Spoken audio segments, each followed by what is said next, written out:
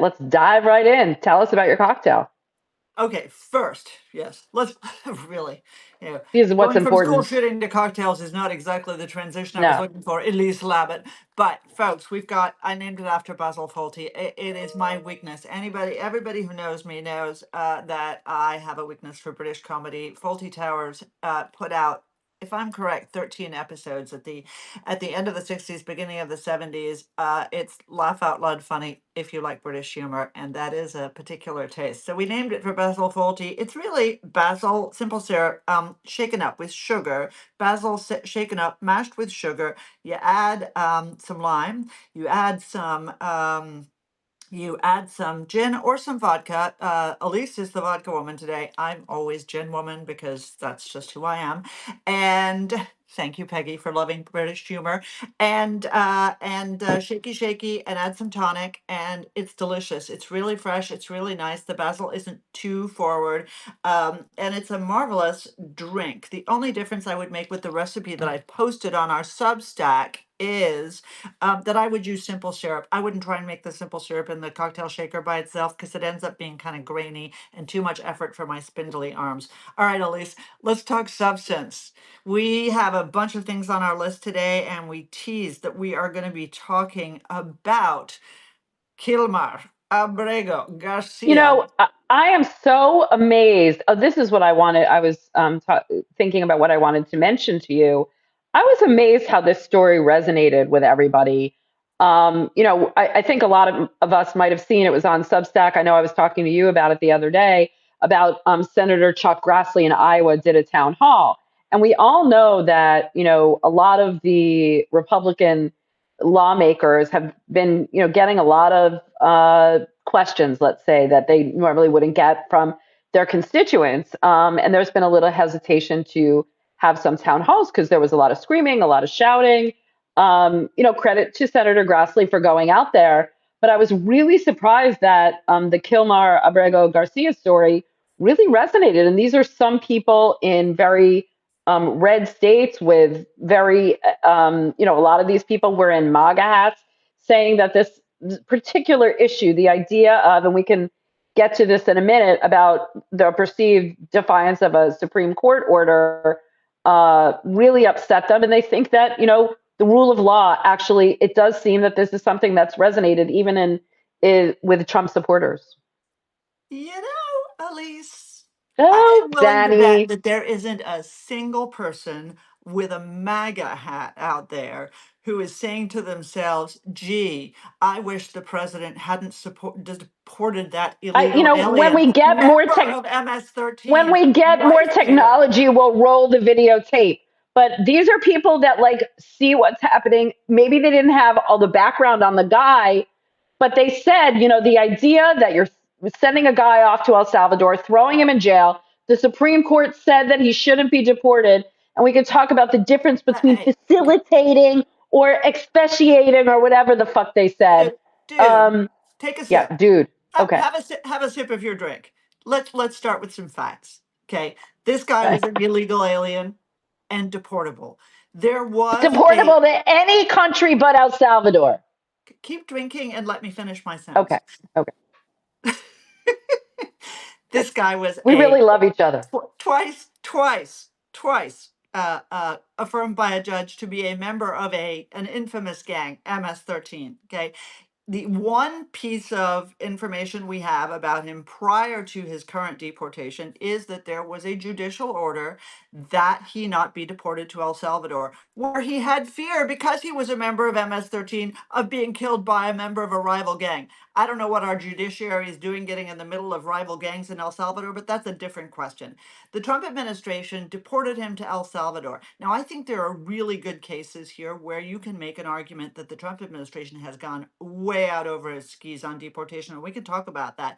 But in this case, okay, they admitted they shouldn't have deported him, and that was the cause of the first judicial order, And which said, was oopsie. That's what President Trump tweeted.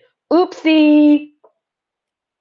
the judge said that they needed to effectuate his return.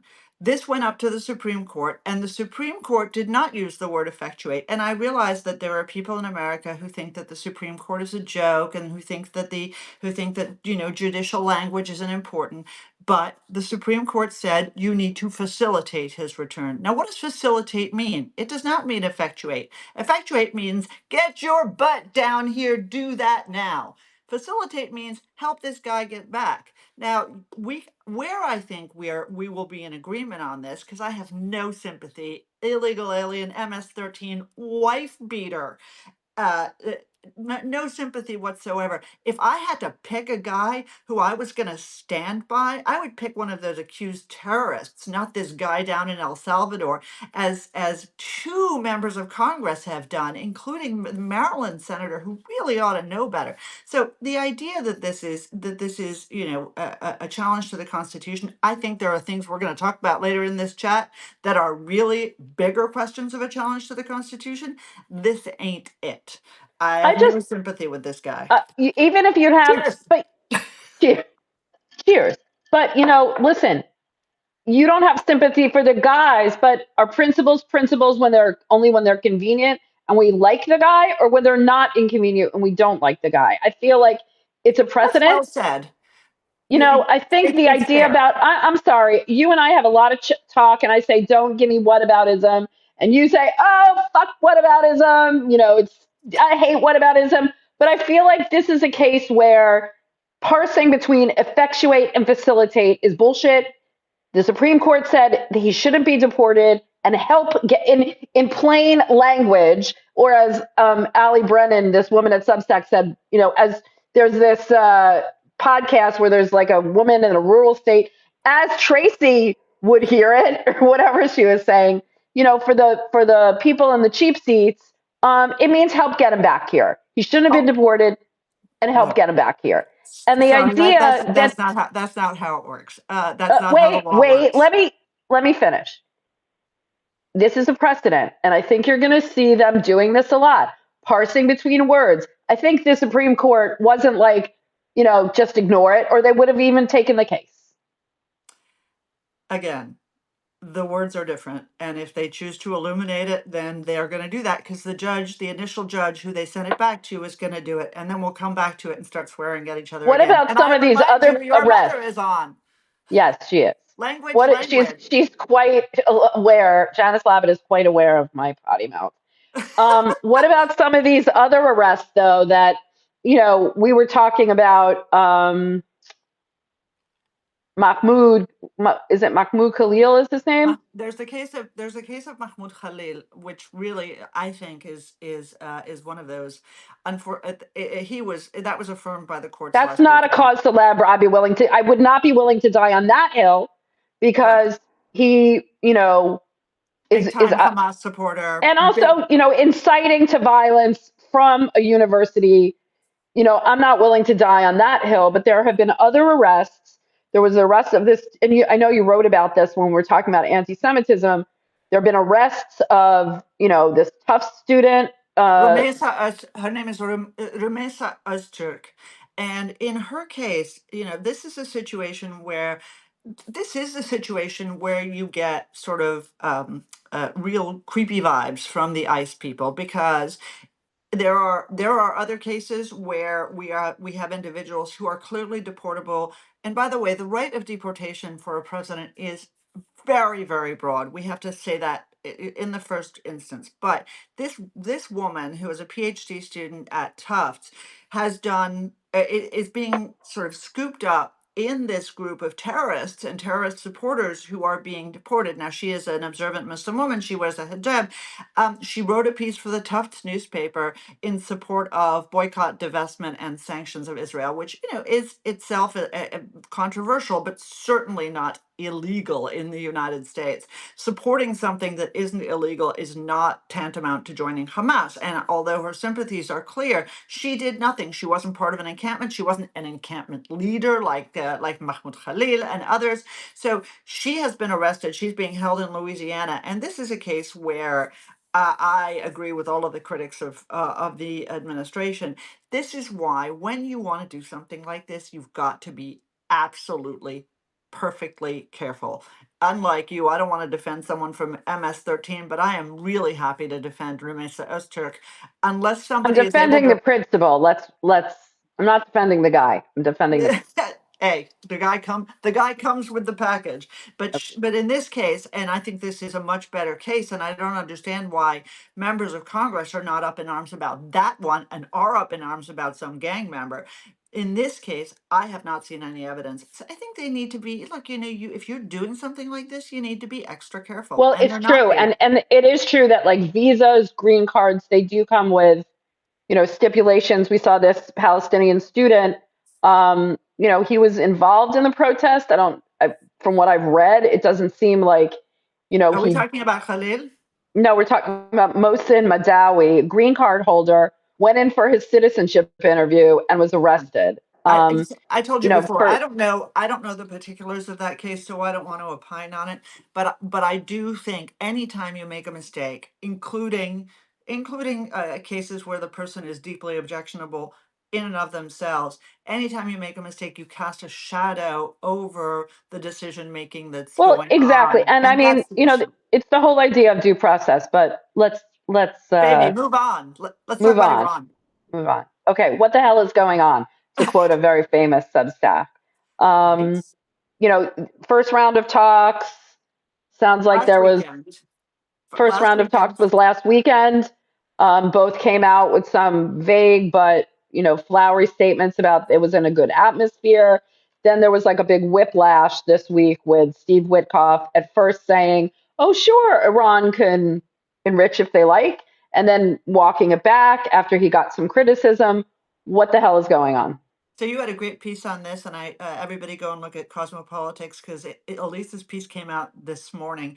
I have a piece that's coming out tomorrow morning, and I just list. And let me give everybody a preview. What Steve Witkoff said on April 11th.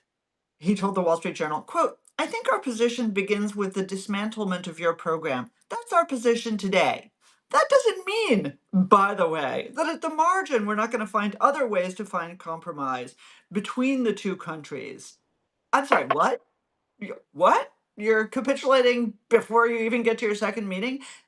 3 days later, he sounds a little smarter and he says Iran doesn't need to enrich beyond 3.67%. 3.67% is what you need for a nuclear reactor, for nuclear Nuclear. medicine, for stuff like it's a peaceful nuclear program. The Iranians are at 60%. Well, that's not a peaceful nuclear program. But he still talks about the Iranian ability to enrich uranium, which is should be a red line.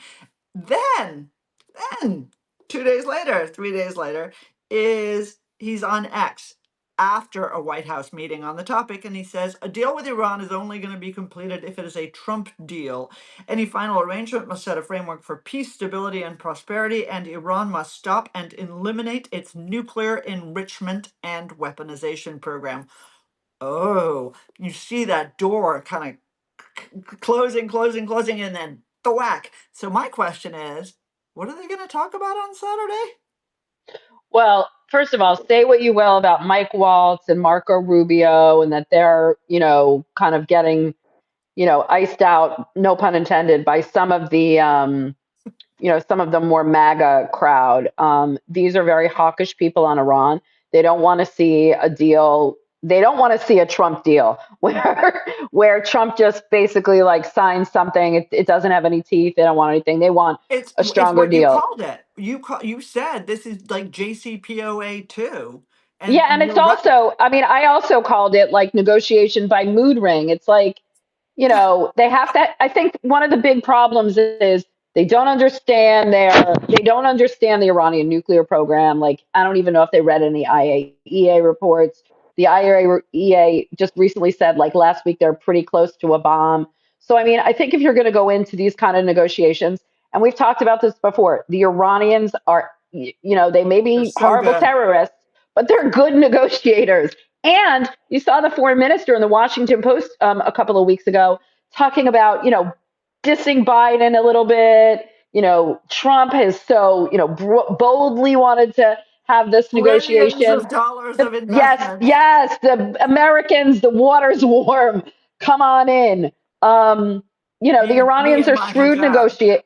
the Iranians are shrewd negotiators. And, I don't, Trump has a lot of leverage right now because Iran has never been at a weaker than it is right now after Hamas, after Hezbollah, now the Houthis, and we could talk. There's a story out about the Chinese and the Houthis, but Iran is at its weakest point. There's a lot of leverage here, and I think Trump has, what I said is, and I got a little flack from it, but them the breaks. I think Trump might be able to do what Obama isn't, to get a tougher deal because A, he's not afraid to walk away.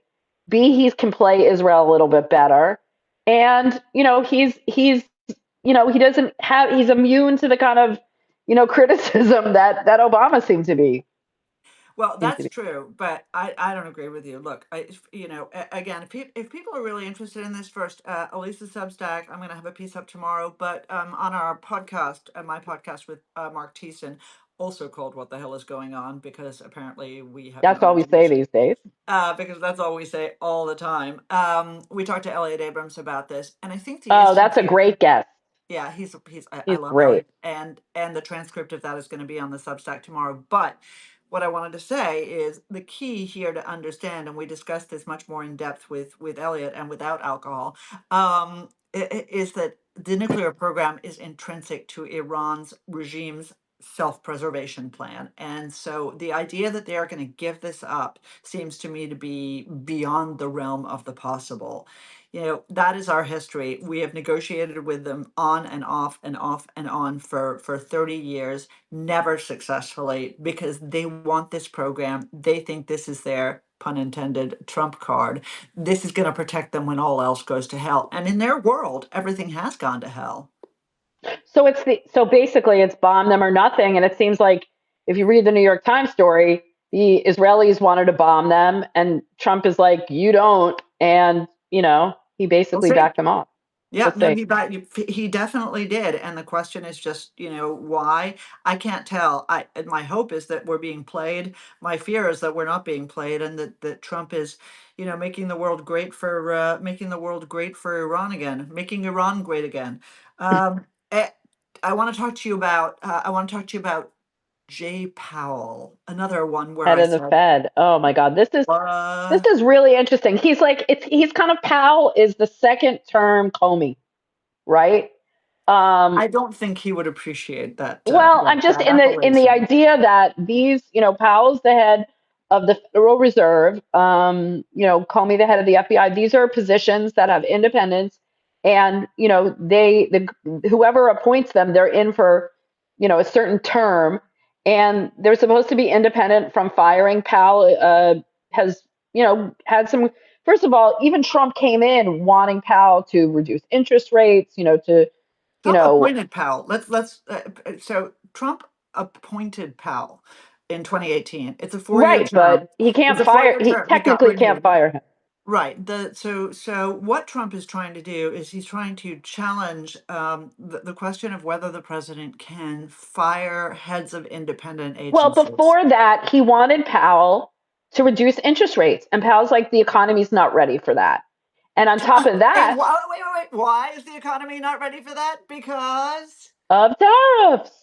no kidding, Well, and right? then also, basically, Powell came out the other day and basically said these tariffs are, we find ourselves in a challenging scenario. He basically said that the tariffs announced so far go well beyond what the Fed had expected. And in a recent speech in the Fed in the Economic Club of Chicago, said that this is not good for the market. It's not good for the labor market. It's not good for inflation. And so on top of the idea that he's not, and that's why they won't lower interest rates. And now Powell basically is like, I want to fire him. And the question is, can he fire him? Powell said he won't resign. So if Trump wants to try and fire him, and now the Supreme Court is taking it up. So the Supreme Court hasn't taken this up yet. Well, the Supreme Court has taken up a separate question which relates to two other independent boards, nominally Right. independent people. But clearly This is about the Fed. the law that created the Fed, by the way, to protect the body from FDR. Okay, so let's just, Franklin Blame it Delano on the Roosevelt. Dems, Danny. Yeah, Franklin Delano Roosevelt, not my favorite president. FDR was unhappy, very similar vibe to Donald Trump in this way, right? Really unhappy, and Congress passed the God, I'm gonna never get the name right, so I'm not even gonna say it, in 1935, and created the current system, which really does it, which creates the Fed as an independent body. Now, Trump wants to challenge this. This went to the courts. This went already to the Supreme Court decades ago, and the president's right to fire independent agency heads is very, very limited, only to malfeasance, frankly. Now, not lowering interest rates, because, by the way, Donald Trump slapped tariffs on, lifted tariffs, slapped them on again, made an exception, lifted the exception, not being willing to lower interest rates because of concern about inflation, because of what Donald Trump did, seems to me not to be at malfeasance. So Okay, the this, I think, question, yeah, yeah, the question of the day, let us know what you think in the comments. Should the Supreme Court, or, should the president be able to fire the Fed chair? I mean, obviously, we're talking about the Supreme Court is about this other case, but the idea is, should the president have I'm guessing we're going to say no, but I'm a no. I'm a I'm hard an no on this one. I'm a hard no too. All right, let's move on to, I know this story. Do you want to go to the COVID lab, or you want to go to Harvard? I want to talk about Harvard. I want to talk about Harvard. So again, this is an issue, and you guys, everybody heard up front. By the way, let me remind everybody, we've got a couple questions from people that we're going to turn to in a minute. But if you've got questions, toss them into the right message at the bottom there, and let us know, and we'll do our best to get to them. Or So cocktail recipes. yeah, or well, and never hesitate to ask me for cocktail recipe tips. So Harvard University, right? So people may remember that as part of Trump's efforts to corral both DEI, racial preferences, and anti-Semitism at a variety of universities, the Trump administration has basically put federal subsidies for these universities, federal grants, including for scientific research at these universities, on the line. And so Columbia did a deal with the Trump administration. Others have done deals. Harvard basically said, drop dead. No, we're not going to do a deal with you. And the Trump administration turned it to 11, as they always did. Yet another great reference to a fabulous documentary. And what happened as a result is that Trump went even further, right? Said that he is going to try to use the IRS to take away Harvard's 501c3 status, said that he is going to try to deny them the, oh my God, $9 billion in federal subsidies that Harvard gets. Why is Harvard getting so much? That did kind of appall me. And go after their right to bring in foreign students, which, as both Elise and I know, is a massive cash cow. I think Trump's gone too far. The Wall Street Journal editorialized that he had gone too far. Others have editorialized that he has gone too far, that he is confusing the issues, and in his desire to corral the people at Harvard. Elise, what do you think? Well, and I think also, again, these are about precedents, right? Like, he's trying to do it. And, look, he did it with he did it with the Weiss law firm, and the Weiss law firm caved.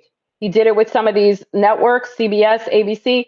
ABC caved, right? They want to stay in his good graces. They want to get the money. They don't want to, face concessions. Harvard said, piss off. And I think other universities now will have the courage to be able to do the same. I mean, Okay, they have to have look, donors with big pockets. And look, there's questions about how Harvard handled, the protests and all of that. But again, principles are principles only when they're inconvenient. And so, I think Harvard did the right thing. I hope other universities follow suit. I don't hope other universities follow suit. I hope saner minds prevail in the Trump administration. That may be a laugh Good line for luck with some that. people. Good luck with Yes, that. thank Let's you for move that. on to the COVID lab. We're running out of time, so All right. and Well, we want to get to I Elon do want Musk. to address I do want to address one of the questions, and then let's just talk about COVID, and we'll just leave it hanging out there for people to think about. One of the questions we got asked was why it is that some people are suggesting that Putin, that Putin was actually kind of forced into the position of having to invade Ukraine. And so, again, the argument there is that NATO expansion in the wake of the collapse of the Soviet Union was such that it was threatening to Putin, and that he is surrounded by NATO countries, and that he is worried about his own security and worried about his sphere of influence. And the answer is, if you're a nice guy, you're not worried about that kind of thing. It's only when you have designs on other people that you worry about that kind of thing. NATO was a promise that we offered to the Warsaw Pact countries during the Cold War. You want to be on Team NATO, you want to be on Team America. No, not that Team America, but Team America, the good one. And the idea that we would suddenly pull back, that we would never offer NATO membership to either Ukraine or to others, is appalling. Putin does not get to dictate what other countries do. This is an argument that is being made by apologists for the Kremlin, nothing more, and there's really no credibility to it.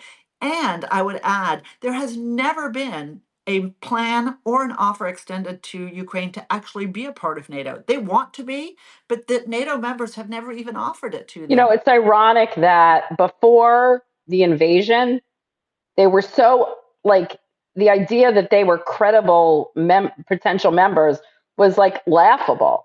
But if anything, the war showed that they're now that they're, that they would actually be like they would be, strong members of NATO compared to some of the other countries. But, obviously there's a list of criteria that you meet. Ukraine was nowhere near meeting it before. So that was really kind of a false flag about, the concern that they would join NATO. Um, Ridiculous. Absolutely ridiculous. No, it so, really Mr. it really is. Galinsky, I hope that answers your question. Should we close on Elon Musk? Oh my God. Oh, so gross. Give me 3 minutes of ick. Go Oh, for it, okay. So there's Elise. this story in the Wall Street Journal about how, Musk has somewhere between 14 or more children with four women, including the pop musician Grimes, an executive at his brain computer company. Basically, people think it's, sources say it's much higher than known. This is a story in the Wall Street Journal. And he's paying these people like, millions of dollars, $100,000 a month in exchange for an NDA. Basically, why? Because he thinks that he wants to populate, uh, the world with his intelligent seed. It's Basically, literally, he wants to, populate the planet with super intelligent people that could go to space, that could be part of his, NASA project.